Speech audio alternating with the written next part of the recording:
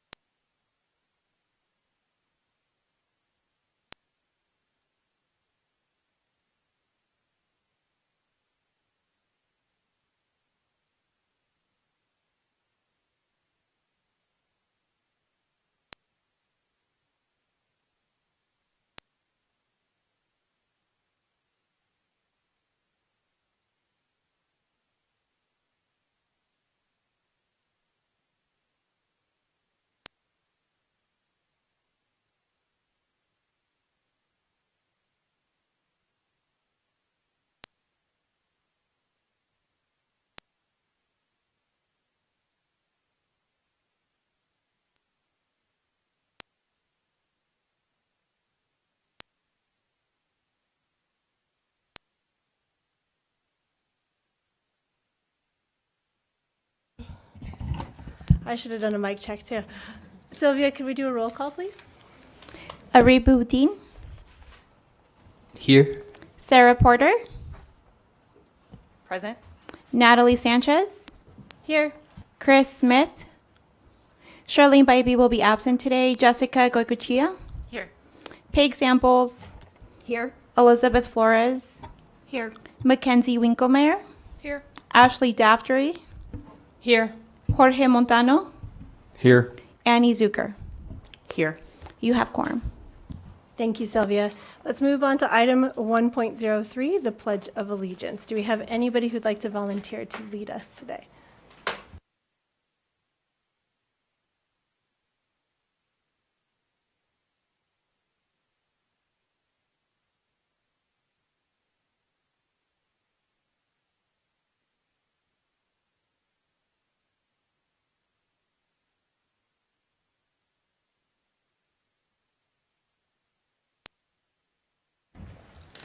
Excellent. And moving on to item 2.01, we have a new student representative. We're so pleased to have you here. Arib, would you like to introduce yourself real quickly? Hi everyone, my name is Arib Muhyiddin and I'm currently an 11th grader at Galena High School and I'm really excited to be here. Yeah. We are so happy to have you here. Thank you. And now on to item 2.02, possible action to select the chair of the Safe and Healthy Schools Commission for the 2025-26 school year among the following: Charlene Bybee, Ashley Dafferty, Jorge Montano Figueroa, Elizabeth Flores, Arib Muhyiddin, Jessica Gokachia, Sarah Porter, Peg Samples, Natalie Sanchez, Christopher Smith, Mackenzie Winkelmeyer, and Annie Zucker. So we are looking for a nomination for chair. I would like to nominate Natalie Sanchez for chair, if you will accept for another year. I will accept. Thank you, Wonderful. Sarah. I second that nomination. Thank you, Commissioner Gokachia. Are there any other nominations? Is there any public comment? Look at me. No public comment. Sarah has trained me. The motion passes. Wait, we have to vote. Oh, we have to vote. I was so excited. All those in favor, please say aye. Aye. Any opposed? Okay, now it passes. Great. Excellent. So close. Item 2.03, possible action to select vice chair of the Safe and Healthy Schools Commission from the same people. Commissioner Gokachia? I nominate Annie Zucker if she's interested in vice chair. Annie, would you accept that nomination? I would. Thank you. Do we have a second? I'll second. Is there any public comment? No public comment. Okay. All those in favor, please say aye. Aye. Aye. Any opposed? Great. We are moving right along. Good job, people. On to item 2.04. This is the approval of our minutes from the June 2nd, 2025 meeting, and this is also for possible action. So I'm looking for a motion to approve those minutes. This is Commissioner Flores. I move to approve the minutes from the June 2nd, 2025 meeting. Thank you, Commissioner Flores. Do we have a second? I'll second. Thank you, Vice Chair. All those in favor? Oh, any public comment? No public comment. Excelente. All those in favor, please say aye. Aye. Any opposed? Great. Moving on to 2.05. Dr. Lamarca, presentation and discussion to review the goals established for the Safe and Healthy Schools Commission by the Board of Trustees and an overview of the anticipated plan of action for the 2025-26 school year. Thank you, Chairman, Chairwoman Sanchez, and members of the Safe and Healthy Schools Commission. For the record, Paul Lamarca, Chief Student Services Officer. And you're going really fast. It's not even 10 after. So what we wanted to do was to just sort of reorient you to the goals. We discussed these in June at your last meeting. The Board of Trustees had a presentation from Vice Chair Zucker and myself in May, and the board adopted goals for the Safe and Healthy Schools Commission. You reviewed those in June, but it's, I think, good to go ahead and walk through them again. These are those. There's 4 of them for the year. The first one, and some of these have been part of the commission's work since the onset, numbers 1 and 2 in particular. But the first one is around reviewing policy and regulation, some training. Goal 2 also talks about training and practices. I think this is actually an important function of the commission, and we haven't done a lot of that in the last couple of years. There are a number of policies and regulations, district policies and regulations that you should be aware of and that you might want to weigh in on. Coincidentally, this summer, several were passed that I think you'd have a stake in.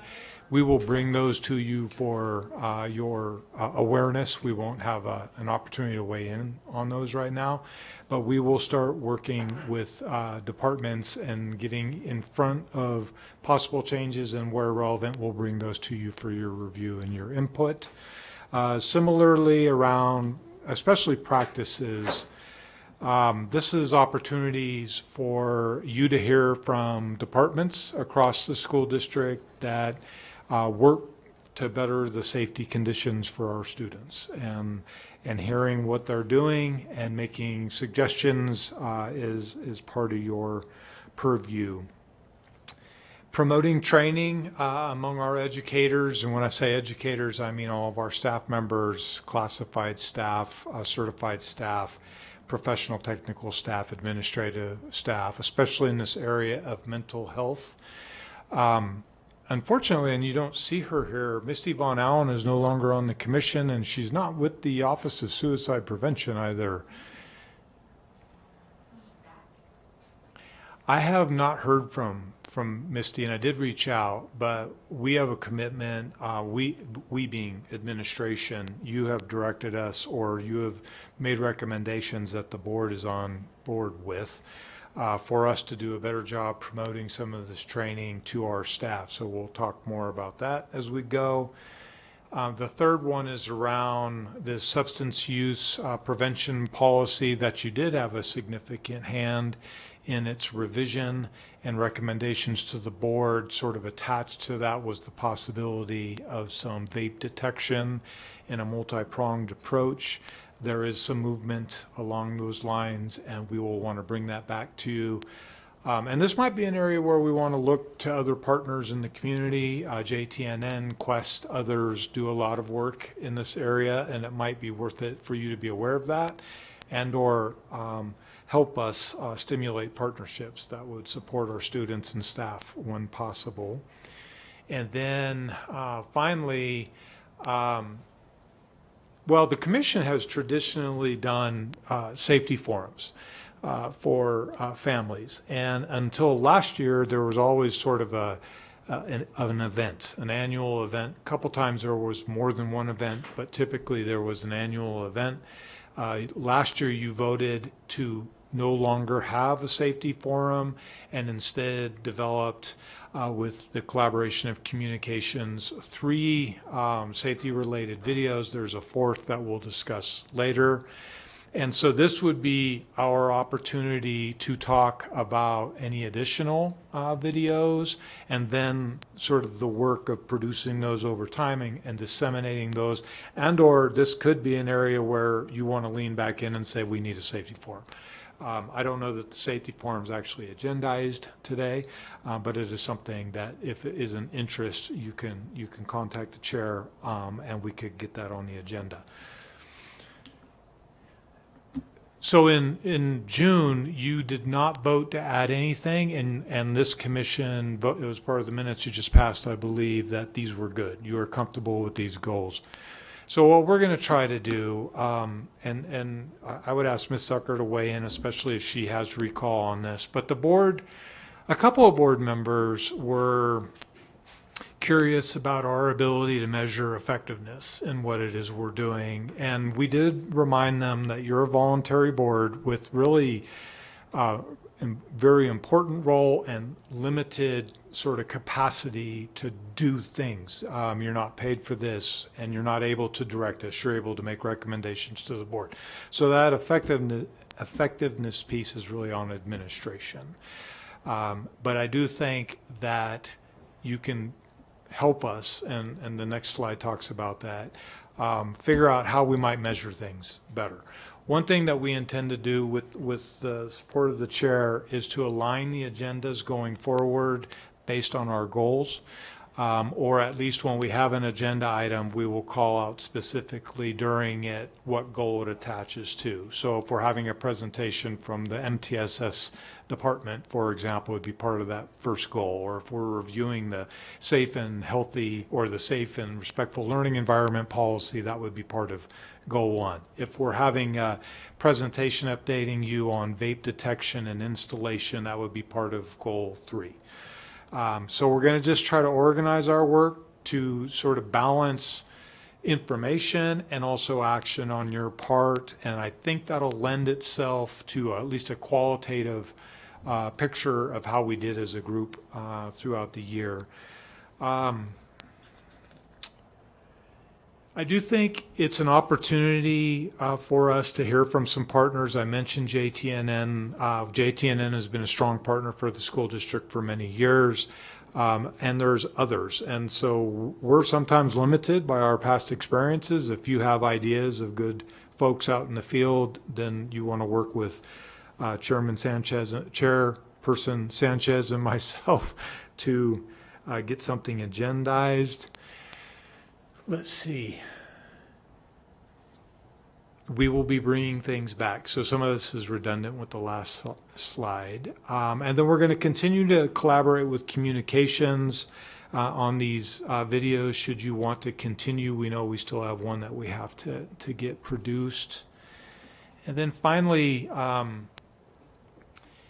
every once in a while, commissioner asks about an agenda item, and sometimes I feel bad because it almost feels like you don't think you can get things on the agenda if you want them, and you can. Yeah, you got to work with Chairperson Sanchez, or you can work with me, or both. You could just email us and if you have a good idea, and that can be relevant to a goal, or it could be some celebration out there that you think is important to bring to our attention collectively. It can be anything. I mean, if it doesn't work, we'll let you know, but if it can, we'll get it on the agenda for you. I would welcome if you have ideas on how we might measure effectiveness, and those can be something, if we wanted, we could agendize and talk about here, or you could email directly. Also, the cadence of activity. We're meeting less, and I think last year that was okay. But if you're not feeling like we're meeting enough, or if you actually still think we're meeting too much, we can talk about that. We can agendize that. We can make some considerations. So that's it on the goals and really the approach we think we're taking for the year, but it's your discussion. Thank you, Dr. Lamarca. And on this item, I just want to bring everyone's attention to it is for discussion only. And when Dr. Lamarca and I were talking about this, our hope was that, everyone might have something to contribute, and that's why we put it here at the beginning. And so we have some time to kind of walk through some of that stuff. As the chair, some of the things I've been thinking of for this next year and been hopeful about is really making sure that we are doing what the Board of Trustees has asked of us, which is really making some recommendations. And so to me, that means closing the loop on a couple different things, coming up with some recommendations around substance abuse, for instance, particularly around the vaping, since we've heard several presentations on that. And then also making sure that we are going back to the district strategic plan. So in the district strategic plan, there are 4 pillars.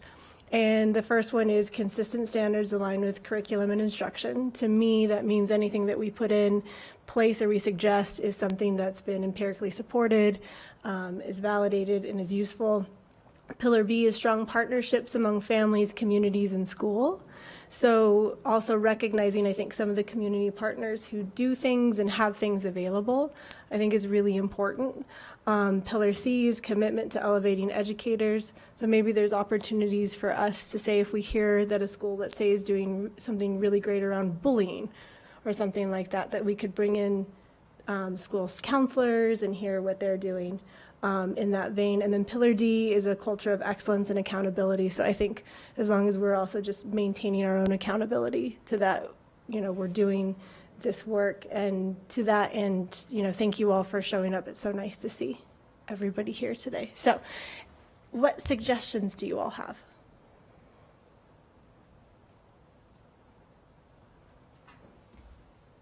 Go ahead, Commissioner Rory. I just have a question to clarify, because we did do a lot of work on the vaping, and didn't you do a presentation on, I Yep. feel like we did close that loop as far as we can at this point. I mean, we can always improve on it, of course, but Right. I think, and Vice Chair, you'll have to remind me, but I think that the presentation was that we had heard things, but not that we had a definitive that Well, and we couldn't recommend, right, because there's costs involved. And So I- we can't recommend.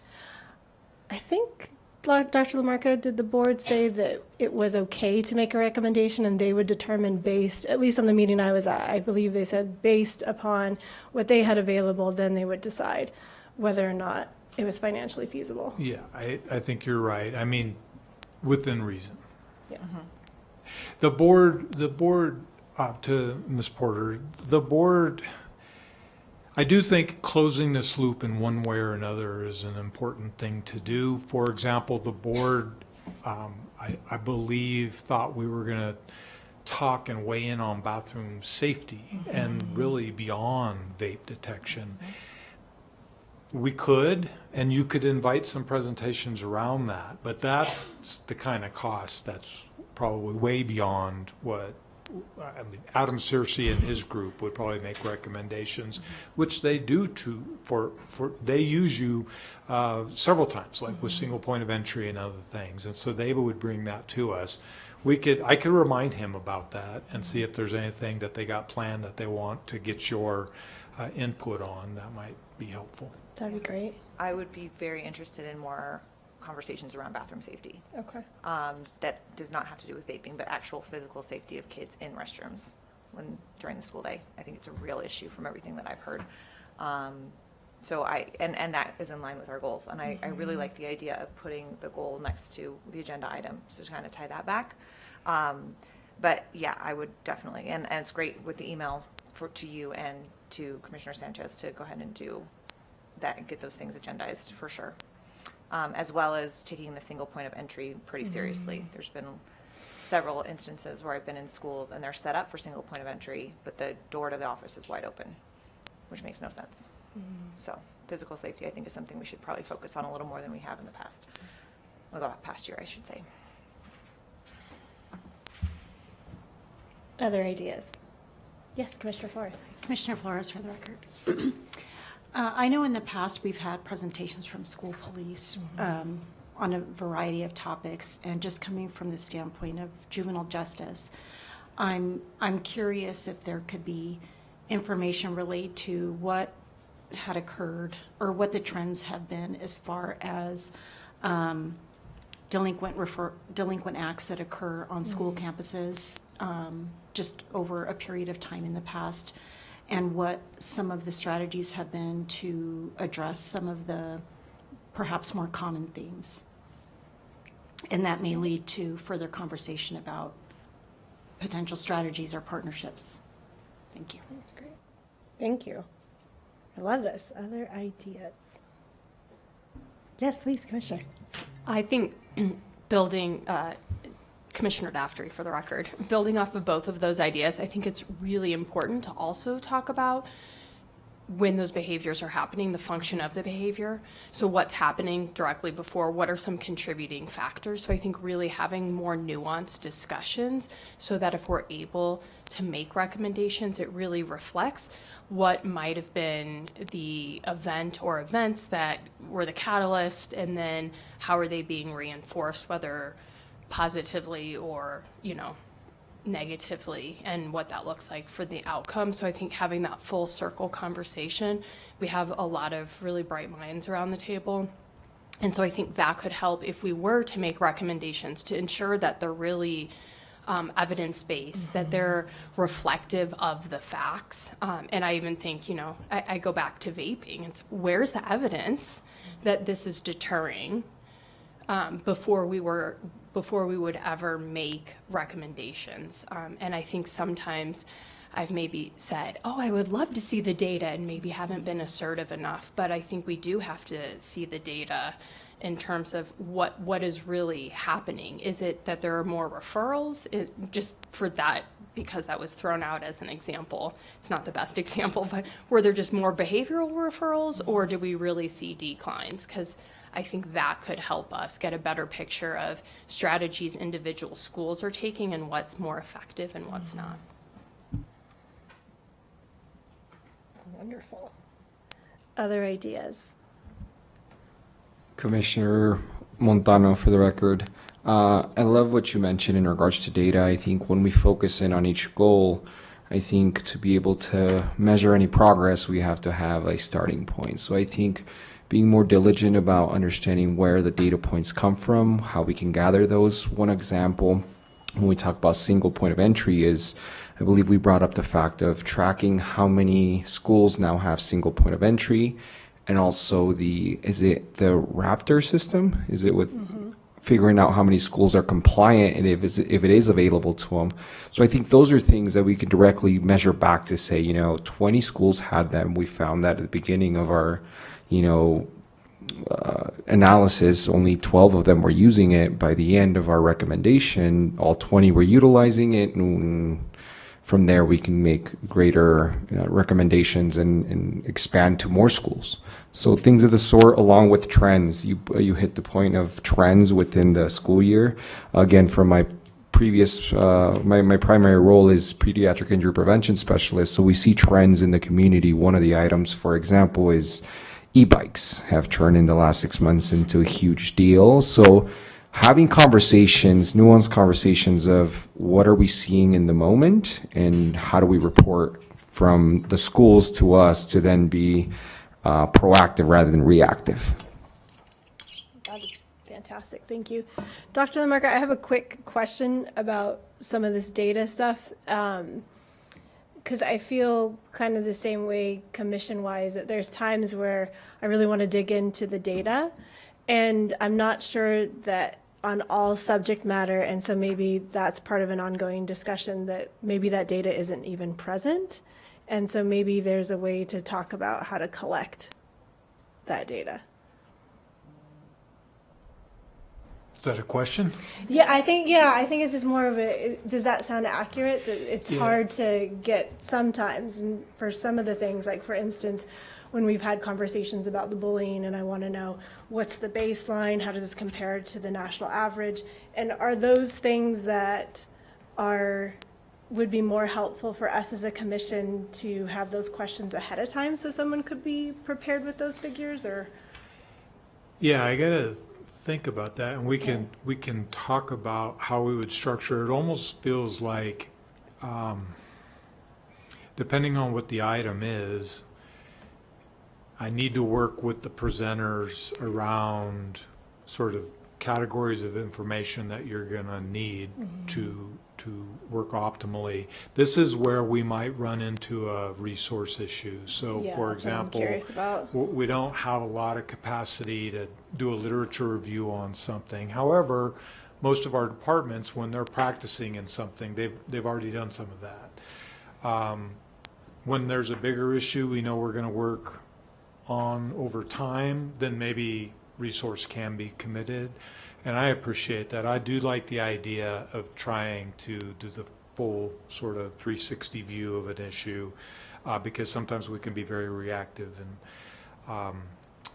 and sometimes we can also dismiss some just basic physical kind of fixes that might be very helpful. But I think we can work on that. We can also try to identify where we have data. One thing that's hard, and I'm just going on because I've been up since really early in the morning, is I am a little reluctant to, without very careful analysis, to call schools out for failing to implement that kind of a thing. When we know it's happening and when we can defend that, I'm good with that. But we have to be a little cautious because oftentimes there's reasons for things and we might miss those, and I don't want to inadvertently create a problem for them or for us. But I hear you. We can work on that. And maybe just also too from a safety perspective, because I understand there's certain things that we won't all have access to keep some things proprietary for the school district to be able to keep students and staff safer. Commissioner Porter? I just wanted to comment. I think you guys do a really good job of giving us a lot of data a lot of the time.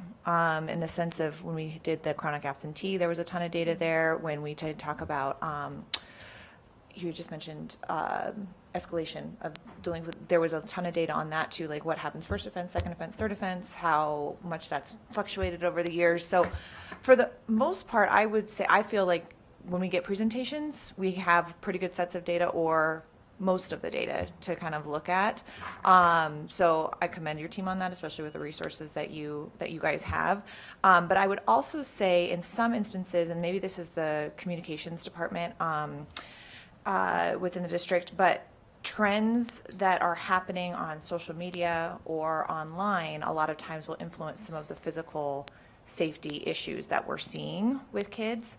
That's not straight data, but it is important to be able to look at that, because some of the issues that we're seeing in the physical safety that anecdotally I'm hearing about and I'm hearing about online are more trend-based than hard data-based. And I think that that's still something we as a commission should probably be looking at.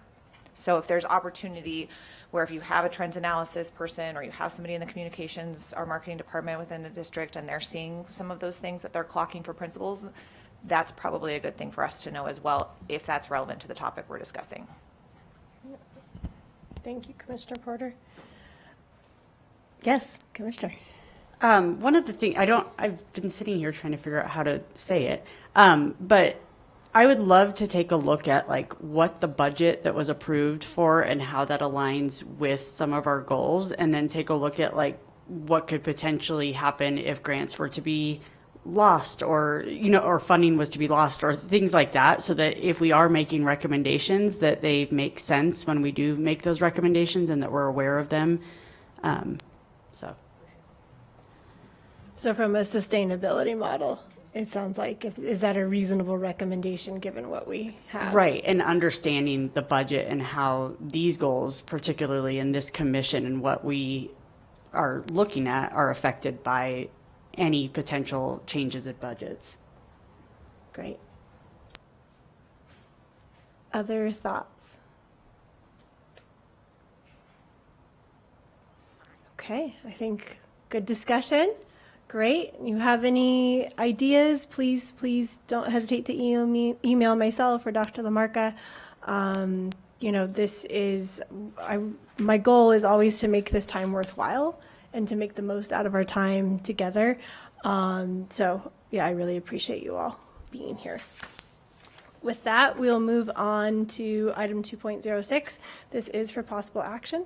Presentation, discussion, and possible action to approve, release, and/or revise the draft videos and scripts for gun safety, substance use prevention, and to select additional topics related to safety and security for video production. Thank you, Chairperson Sanchez. Again, for the record, Paul Lamarca, Chief Student Services Officer, and Andy Casanari is not able to be here today. She has been very responsible for great videos and work with you. Really, I think this item is in two parts, and I'm sort of looking at Sarah to make sure that's okay. I think it was sort of read that way. I think our best use of time would be to first talk about the drafted script, and if there's any direction there, get that direction, and then have a conversation if there are maybe some other items you might like to lean into. We have a couple of suggestions, but that's more just to get the sort of juices flowing. We don't have any preconceived notions on that. This was sent to you, I believe, in advance, so you've had a chance, or hopefully you've had a chance to look at it. And so I don't know if you want to spend a minute to read it again real quick, or if there are people who have comments, we could just do that. It's your call. It looks like people are reading, so let's take a couple minutes to read. And I have it on my laptop if somebody wants to read it.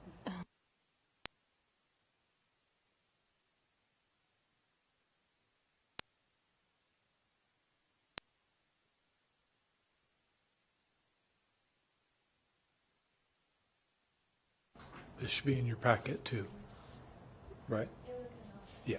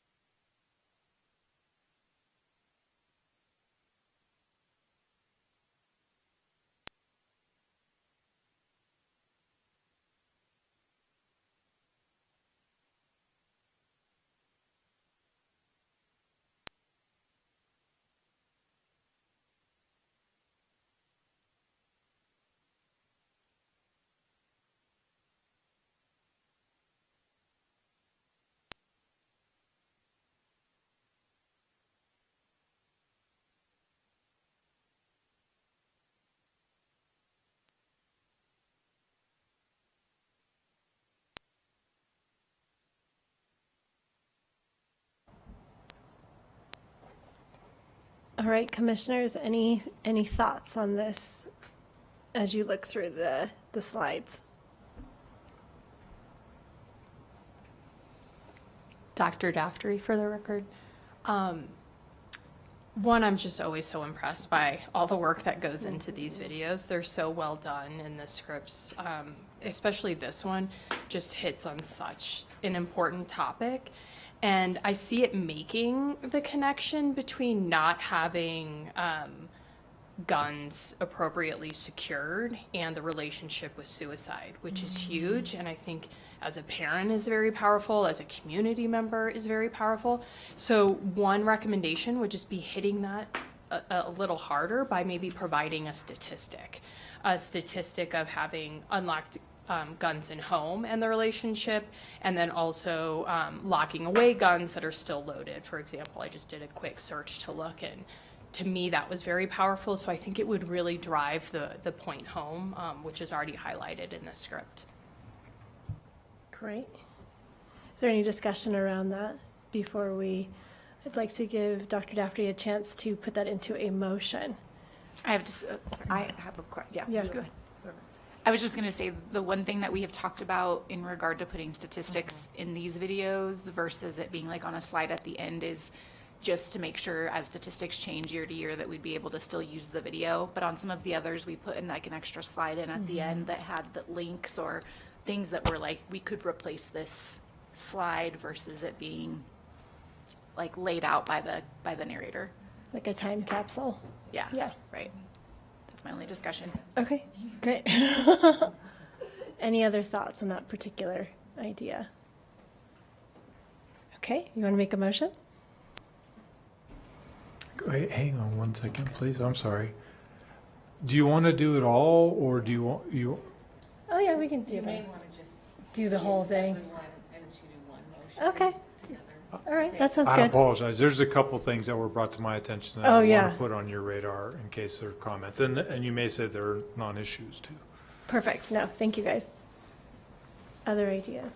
Commissioner Boyle? So I wasn't clear in the script, and maybe Dr. Lamarca, you have this answer.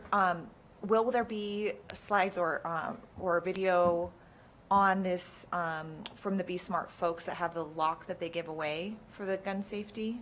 Do you remember the person that had they came and they did presentations to us? This was probably maybe 2 years ago. Yeah. And I know they helped collaborate, I think, on this one or some of the other safety forum, but they have those little locks. So will that be a resource or a video of how that works at all? I don't know, but I will tell you that Melissa Olson, who is one of Jorge's partners in crime, she's being consulted on this. I think she's mentioned in here. So we're working with them. I haven't seen any footage, so I Right. don't know if they're gonna like video a lock and maybe show it being, a gun being put in it, that kind of a thing. Yeah. Are you recommending? I would, just because, I mean, they've been a partner, they've come and done presentation to us, they give them away for free as far as I remember. There's no reason not to include them. They've had staying power, so in the point of, if we have to modify because they go away, but they've had staying power for the last several years, and they've been very involved to try and keep gun safety top of mind for the school district, so I would recommend that they be involved, yes. Commissioner Montano, for the record, I work very closely with the Be Smart campaign and Melissa Olson, who has communicated that she will be involved in the taping of this. And this is an amazing script from what I can see. It really does touch on all of the points that we really wanted to reach. I think when we talk and think about firearms with youth, we think on violent injuries, so having access to them. We think about suicide, so mental health crisis, limiting access to lethal means, and lastly, unintentional. So I think securing storage is awesome. The one conversation around the actual demonstration of a utilization, we, even with the Smart, I do a lot of tabling with them as well. We stay away from the demonstration because firearms are very unique and they work very uniquely. So the conversation is understanding that there has to be a model and a fit. It's just more of a conversation, and each lock comes with a instruction direction. So that'll itself give them peace of mind. But I think overall this is amazing. This is very well done. So I thank you for utilizing the resources. Yeah, thank you. I'm also noticing in this script that there isn't, Dr. Lamarca brought this to my attention, there isn't a student voice aspect to this, so I don't hear a student being included in this particular one. And it seems like our other ones we've had more student voice. Commissioner Porter. Wasn't that also because of anonymity?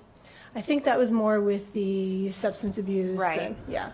And that wouldn't apply here, you don't think? I think I think you could do it kind of similarly in Okay. terms of having like a voiceover or at least some sort of youth-based perspective. Because I think that would be nice to hear. Okay. Yeah. For the record, Commissioner Montano, two things. So I think when we talk about firearms, inherently we avoid or try to steer the conversation more for adults. This is an adult responsibility to keep children safe. Inherently, children should not have access to a firearm. So I think if we do include student voice, I think it's more in the realm of if you say something, rather than taking ownership on how to keep yourself safe, right? Because there's a lot of conversation that is had even in our outreach where a parent will come to me and be like, they know everything there is to know about a firearm. Okay, but they still don't have the frontal lobe development to make a good decision once their emotions get in the way. So I think we have to be very careful if we utilize student voice on the concept of speaking up if something occurs, not necessarily in the responsibility of storage, because then we're putting on the child and we're validating all of the misconceptions, especially in our area.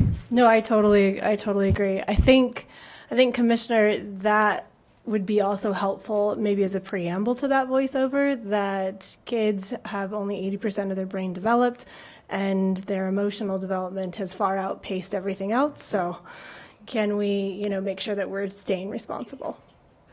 And I think that's amazing. I think the one thing that I think as parents and unfortunately current events that kind of ties into this is school shootings. And I think that concept of a student voice, empowering other students, if you see something, say something, even if it's, potentially, I don't know if I truly saw that, but just speaking up could prevent a lot of tragedies. So I think that would help us cover a subject that I don't think we have so far in the script. That's great. I want to give our student voice representative a chance to weigh in if you had any thoughts on this. I just wanted to add on, and I want to say that a lot of the students are actually fine with giving a voice and saying to speak up. I think that the main fear that they have before speaking up is that they think there's going to be consequences with them speaking up.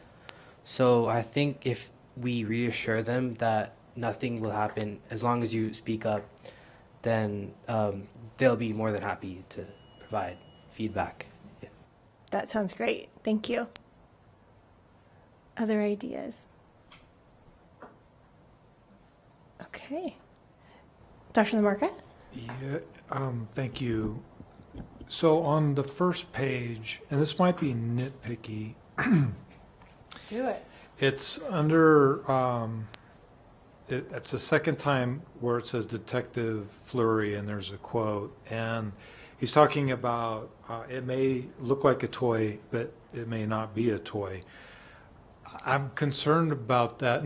I like that part of it, and there is some legislation around you can't get in trouble for having a toy.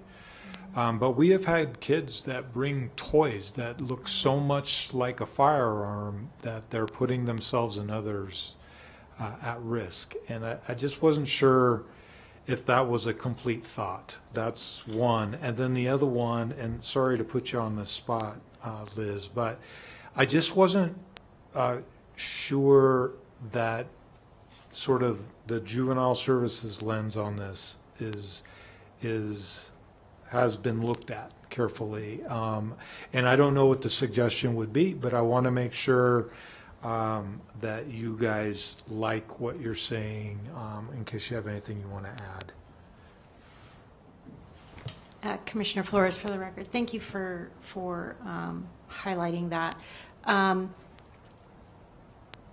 coming from a juvenile justice perspective, I tend to be very narrow in how I look at things, and so I wanted to make sure I wasn't coming from purely that angle. So I appreciate you opening the door for that. And I'm trying to be thoughtful of who the intended audience is for this. And so stating that there are some things that I think perhaps could bolster this, which of course would be about highlighting some of the potential consequences legally for a child who is found to be in possession of a firearm. It is one of the most serious charges we have in the delinquency statutes, with the greatest consequences. So that would be one piece of it. The toy statement did jump out to me, but I couldn't quite put words to what it was that I could offer in its place, and that's why I was kind of circling around that one. I wouldn't want anybody to walk away thinking that that it being a toy, looking like a toy, without understanding why that's still a problem. So the end of that story is that officers don't know if that's a toy or not. Any individual wouldn't know if that's a toy or not and would respond potentially as if it were a real weapon. So to your point about an incomplete thought, I would agree with that. The consequences are very dire for anybody who responded to something because they didn't think it was a toy. Related to statistics, I understand the information about making sure that we're not locking into something that could be evolving over time. But perhaps a statement about generally how there's an increase of access to firearms and it's relating to really bad outcomes for victims and those who elect to use them in the wrong way. I've said in the past, we see an intensity, an increase in intensity of the violence of the types of referrals that we're receiving, which is different than saying we're seeing a significant upward swing. There's a difference there, so I would want to caution about how it is we would message that. I hope I didn't make things more confusing. I don't think so. Other thoughts? My only other thought, thank you for that, by the way, and I get what you're saying. So the number of events isn't necessarily more, but the intensity of the individual events is, and we've seen that as a district too. And the district, if you bring a firearm, if you bring a firearm to a school, you're out for a year. So there are significant consequences, not only in juvenile services, but within the school district. And at the same time, we have to do the full circle. I mean, this isn't meant to be a scared straight video, but there are some realities. I guess my comment, Chairperson Sanchez, would be that I think Andy may need a little more time than just a month. So it might be December when she's coming back, because October would be a tall order with what I'm assuming will be some recommended changes. Yeah. That sounds great. Okay, so in summary, and we'll see if someone wants to give this a, yes, Commissioner, did you have a? This is me just kind of thinking out loud. Yeah, please. In an ideal world, who are we wanting kids to pay more attention to this, or the adults in their life to pay more attention to this? Because to Jorge's point, I think those can be two very different videos. Absolutely. Especially with the SMART acronym. If the T is tell and it's the very last piece, and we were just talking about how kids do feel compelled to speak, I'm just a little conflicted with how broad it could be by trying to speak to everyone, if maybe it could be split into, and I'm not trying to create more work for anybody, but I think the video that would go out to students could look very different than the video that would go out to the adults in their life, because we don't want to put that level of responsibility on them, because their responsibilities are very different than the adults in their life. So no real question, just kind of an outward Conversation. thought. Yeah. Absolutely. Thank you. Commissioner Gokuchia and then Commissioner Zucker. Commissioner Goguchia for the record. I think that kind of similar to what our safety forums used to be, that the goal is for the adults, right? The goal is, I mean, the driving one was, you know, it had student voice, but it was very much like parents pay attention to how you are dropping your children off and no U-turns and all of those things. And so I think that if we are going in that, continuing to go in that realm, which I believe was the goal of the videos, was a parent, guardian, adult mindset, that having that piece that, like, if a kid is watching this with their parent, or their parent is like, hey, there is this thing and this is your part of it, right? Your part is the tell part, that we can still focus on that adult piece until we come to a point where we decide we want to make videos that are more geared to kids, because I don't think that that's what this set of videos is for. Go ahead, Commissioner. I was going to say the same on, and kind of ask the question of, yes, we are promoting them in some ways, but like, I think that a conversation down the line is also to have are we doing these with school registration, or are we doing these with, like, where are we kind of pushing these? And if it is, this one seems like a great one to parents entering kindergarten, you know, like, hey guys, you have guns at home. Let's think about where, you know, or entering middle school, or access points of when we have certain conversations with parents, or make them more aware of where their child is at developmentally as they're moving through the school district. So I agree with you about, these were developed for the parents, but then we have to think about where we are promoting them to parents and really make sure that we're doing that the right way. Thank you. Commissioner Montano, I think both are very valid points, and within the Be Smart framework, it is strictly geared around parents. But what I have found personally has been, when I do have open conversations with youth about this responsibility, it almost alleviates it, because there's maybe a conversation and then the training of, I know how to handle a firearm, so if that's the case, this alleviates that, to reset the expectation, to say, just because you are familiar with the firearm, you're a good shot, and you've had all the training, it's still the adult's responsibility for it to be stored away from you.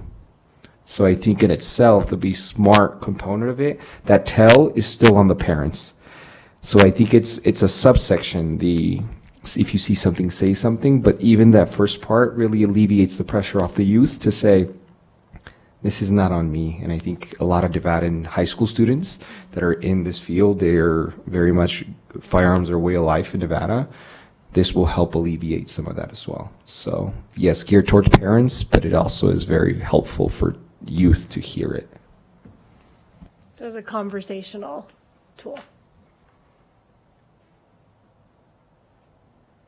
Commissioner, what do you think about those points? Commissioner Winkelmeyer? I'm going to defer to you. I think that it's a great starting point, and kind of what you were all talking about, just knowing the context of the fact that this is supposed to be going out to adults, because the messaging is so different. But I think it's kind of a half step. And if we wanted to expand on getting videos out to kids, I think that looks very different. I was kind of trying to find a way to integrate the student voice, but I'm having a hard time with integrating student voice without it making it feel like it's a student's responsibility, because this is for the adults in their life. So I think it'll just be great points, work in progress on my end. Thank you for that. Yeah, I think in terms of student voice, at least with the students that I've seen for therapy, that it's super helpful at a young age to feel like there's some sense of empowerment, but not responsibility. So that I'm empowered if I do see something, then I know that there's something I can do, and maybe if more adults around me know that this is something I will come to you with, then it makes it a little bit of an easier conversation, is my hope. But yes, always stuff to work on with that. Okay, any other points of discussion? Commissioner. Okay. Okay. So based on what we have, this is what I have written so far. So with regard to current changes, that we would speak to no specific statistics within the body of the video, but a slide at the end with some specificity, while also adding within the video and perhaps the script, obviously the script, then a discussion about the increase in intensity that's being seen from the juvenile side, clarify the area around toy guns, and highlight some of the consequences of bringing a firearm or something firearm-like to school. With regard to student voice, engaging in it in such a way that acknowledges that they are not responsible, but a lens on empowerment, with some anonymity, so that students could feel like they could speak to this, similar to the way that they spoke in the substance abuse video today. Okay, great. Do we have a motion for that? Commissioner Montano, I motion. All that. So moved. You are so moved. So moved. Is there a second? I'll second. Thank you, Commissioner Gocochea. Is there any public comment? No public comment. Excellent. All those in favor, please say aye. Aye. Aye. Any opposed? Yeah. It sounded like someone on. Any abstained? Great. The motion passes. Thank you so much. And with that, we move on to item 3.01. Sylvia, is there any public comment for us today? I also wanted to let you know that there's Chris somebody. is online now. Oh, hi, Chris. We have the second part of this item. Hi there. Sorry I'm late. Oh, it's okay. Oh, we just heard something online, and we were all kind of like, wait, did something happen? There is Oh yeah, a that was second. me supporting the motion. Yeah, you're Excellent. good. Good. We love it. Dr. Lamarca, sorry, there's a second part of this item. That's okay. And it can also be punted to the next meeting if that's your preference, because Andy will have her hands full. If you want to consider additional videos, I think she would like to know as far in advance as possible. We took a look at it, and just as suggestions, no compelling need or trigger for these, but maybe something with a focus around bullying prevention, possibly something around cell phone use and also social media dangers. There are a lot of videos in that area, I will tell you. Eating disorders is an issue that comes up quite a bit. And then connectedness from the student perspective, and that could be a possible collaboration with Student Voice as well. Although they would have to agree and want to partner with you on that. But those are just some general ideas. So really it's up to you whether you want to bring it back, maybe add a couple of videos, and you may have some different thoughts for what's important. Any thoughts? I think going back to Commissioner Porter's point about, and then to your kind of point too about like, if we have policies or procedures that are in schools and we're talking to parents, maybe talking to parents about what to expect from those policies and procedures so that they can, if something does not look right because they've been told that there's a policy or procedure in place around student safety, then they know that they can address it, or it is something that we don't address, they can better understand why something is being done in the school around those. Maybe talking about expectations, if we're talking to parents about what they can expect as far as safety for their students, so that they can either feel validated, or they can know what they should expect. I don't know if that makes sense, but we all hear about closed campus, but are we educated on what that means as parents and what we should expect from closed campus, or what we should expect as far as responses to codes, or now we don't call them codes, but, or do we call them codes now still? They're not colors anymore, but what we should expect from a code, we should expect a phone call, so that we're not, I think that, to Commissioner Porter's point, parents are anecdotally voicing frustrations when if there was an answer or they could understand why, then they don't do that as much, or or giving them the reason for speaking up. So a video, for instance, what you're saying is a video on, this is the school district policy, like some of the presentations that we've received. Here's what the policy is when there's a code or. Because I think if we are going to talk about bullying, I think if these are for a parent's perspective, how do you address bullying with a school? What should you expect? Just parent expectations around some of the things that we have conversations about. And you're thinking coding and then also bullying. There's so many. I know. There's so many. I know, that's the thing to think about. Yeah. Maybe those that have been brought to the table and that are now out there, or things that, I think it's also a celebration of some really making people aware of some really great things that the school district has done to protect kids and keep them safe and healthy. Great. Commissioner Porter.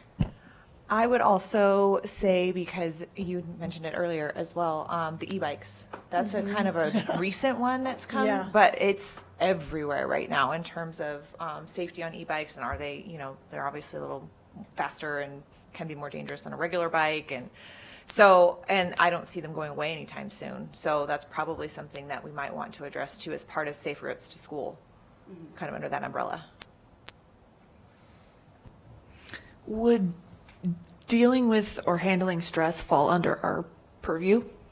Yeah, I can. Something I could see that being helpful to high school students?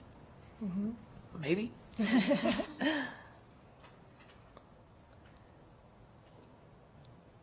So does anyone have an idea as far as what specific videos? So stress, e-bikes,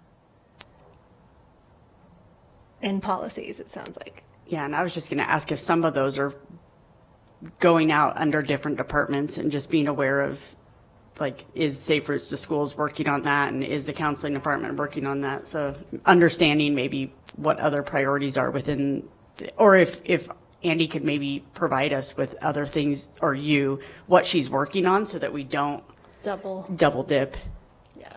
I was just thinking about that I was like, oh my gosh, we can make a video for everything. And I'm not sure that Andy wants or has the availability to do that. We could, if the direction is for us just to go back and then bring you some ideas based on this conversation, we can do that, because it might make sense. I do think, I really like that idea because I think, are you building off Ms. Porter's point around bathroom safety? Just any of those things that parents have this misunderstanding or this perception. Yeah, I can definitely jump in there. Some things like smoke days, when we used to have smoke days, make it make sense. The snow days, sometimes, how are those calls made? Some of those policies, I think open campus, closed campus is great, because there's some schools that have closed and some that have open, especially in the high school level. So some of those, why we can't turn left into the drop-off lane, why the principal's out there every morning, those kinds of things that are just I feel like there's different resources that could be used in this situation. But so I think some of those, especially if our audience is parents, there's a lot of things that the district probably has really good reason for, but that maybe just isn't communicated to the parents. So yeah, if there's a way to maybe do a rapid fire 10 things you need to know about I don't know. But yes, I like your idea of coming back with ideas based on this conversation. I think it would also be great to have a recap, because Andy's been working on these for about a year and a half. I remember most of the ones she's done, but I'm probably forgetting one or two, you know, so these are all the ones we've done. And maybe, does she have any data, going back to data, on where these are distributed, which ones are viewed the most? I'm assuming they're all on YouTube or somewhere like that, so where you can see views and engagement. So if we see ones that are getting more engaged with, maybe it's worth expanding on. Okay. We might also consider some other mechanisms for disseminating information. Maybe there could be some FAQs or something like that. But I do like the idea of that sort of managing expectations, and then parents kind of understanding that that's why that's happening. Even if they don't like it, they understand it. Maybe pointing them in the direction of where they can get all the policies, where they can get the toolkit, where they can get information. But I will, if that's the direction, I'll go back and work with her and some of the other departments to make sure there isn't something already available. Safe Routes might have something, that kind of a thing. The e-bikes one, are you talking about? Yeah, okay. I know what you're talking about. Yeah, Yeah, it's hard, and they're dangerous because you can't gauge their speed. No. Have you noticed that? Like a bike, you know the speed. Yeah. And a motorcycle, you know the speed, but an e-bike, you don't know the speed. I've got an e-bike and it's very dangerous. So we're, for the record, Commissioner Montano, we're doing a lot of work around this. Our partners in California, unfortunately, have seen that climb to their number one mechanism of injury. We are slowly trending up. We're about 150% increase in injuries with youth.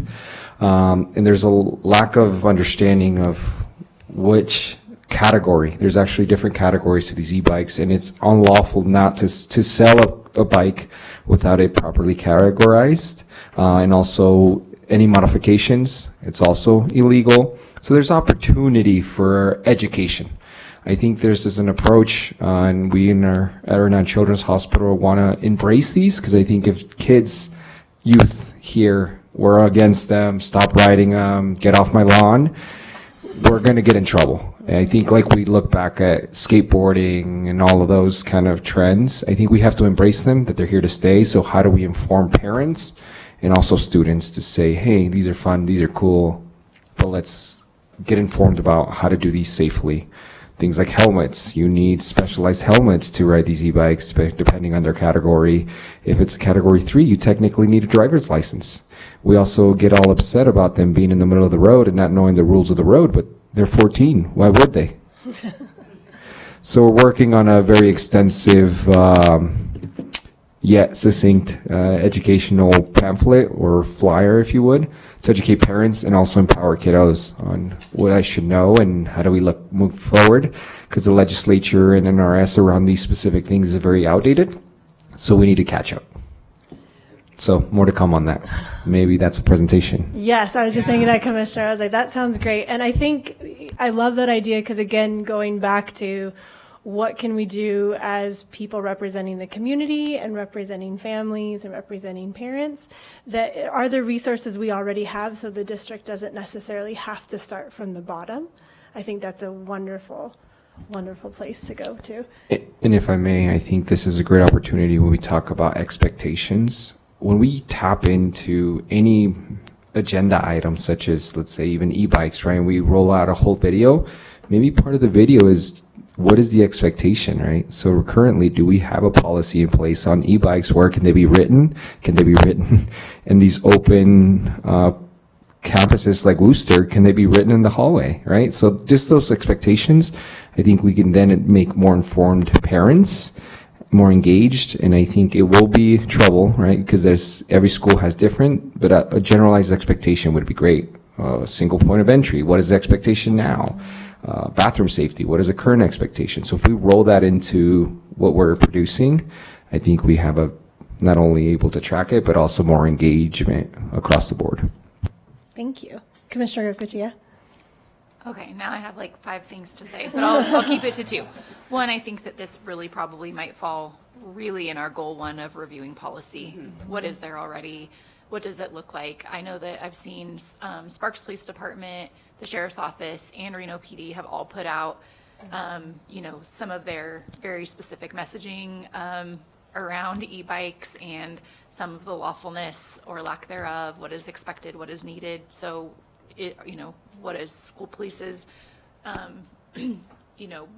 just, yes, bringing it all together, whether it is a video or something completely different of just like, you know, in our top 10 policies to connect to or whatever, frequently asked questions. And then, Dr. Lamarca, if you're talking and kind of going back about some of our conversation,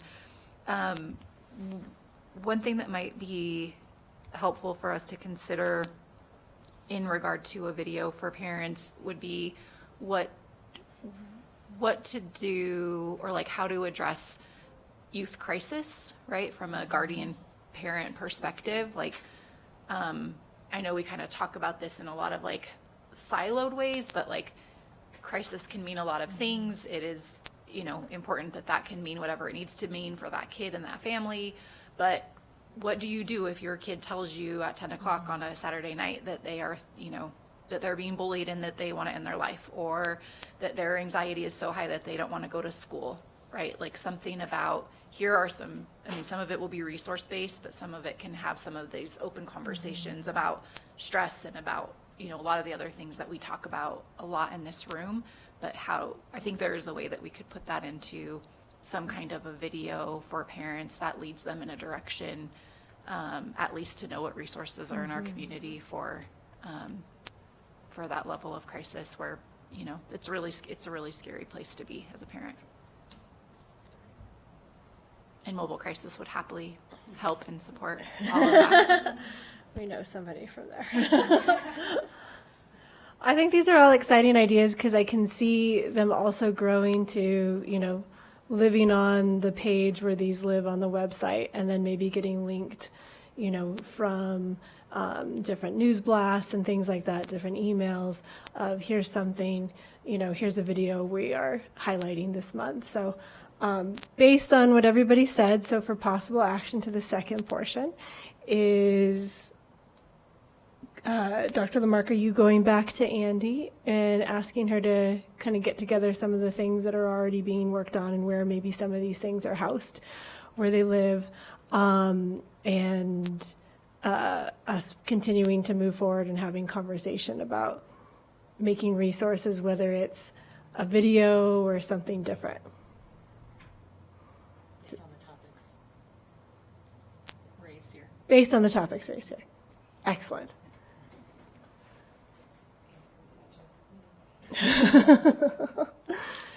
Do I have a motion for that? And you can say so moved. So moved. So moved. Is there a second? I second. Excellent.